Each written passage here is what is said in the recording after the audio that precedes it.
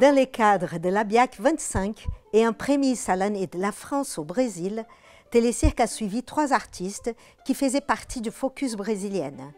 Joana Niccioli, Maïra de Oliveira Adjo et Alice Rende présentaient des spectacles où le métissage était une source d'inspiration. Cacos, c'est un peu marquant pour moi parce que c'est mon premier solo et il lance dans l'année où j'ai fait 10 ans ici en France. Du coup, c'est pour moi très marquant parce qu'à la fois ça raconte de plusieurs débris de ce personnage sur scène et en même temps c'est un ramassage aussi de plusieurs fragments qui font partie aussi de ma vie.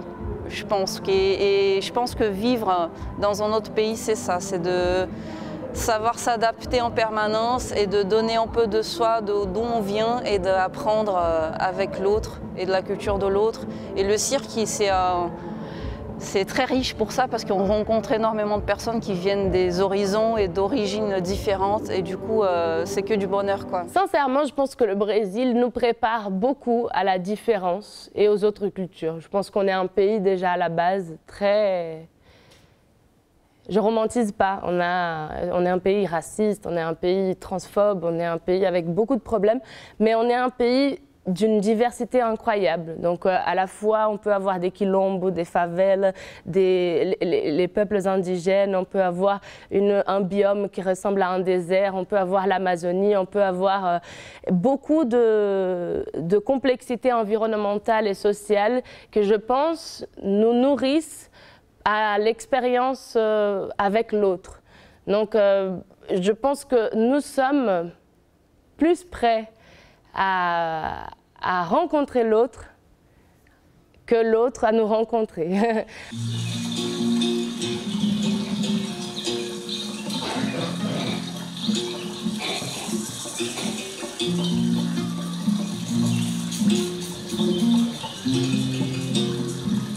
Pourquoi, pour faire un cirque brésilien dans ce contexte, il fallait mettre des choses un peu folkloriques aux caractéristiques du Brésil? Est-ce qu'il faut mettre une musique forcément brésilienne pour que ça soit du cirque brésilien ou pour que ça parle du Brésil?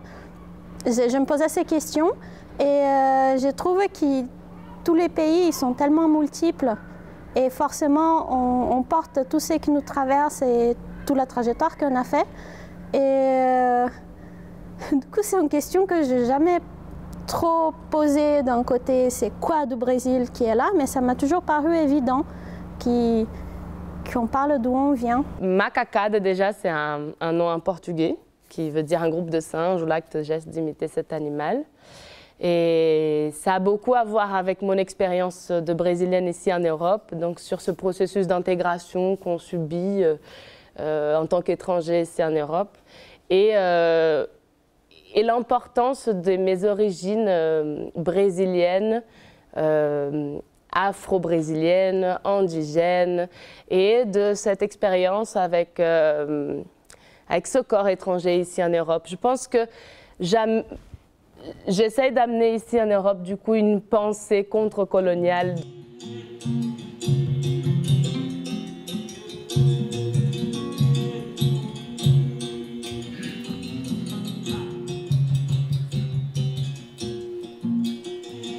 On est créatrice, on a un parcours, on parle depuis différents points de vue et je pense que tant que sud-américaine, brésilienne, on parle d'un point de vue différent.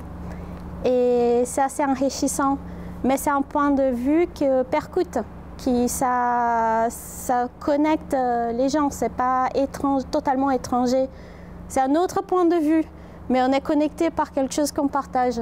Et ça, c'est rassurant. Je suis très honorée de faire partie de pouvoir jouer dans cette biennale et de pouvoir faire partie de ces 3 femmes qui présentent ces 3 œuvres incroyables, chacune avec son solo.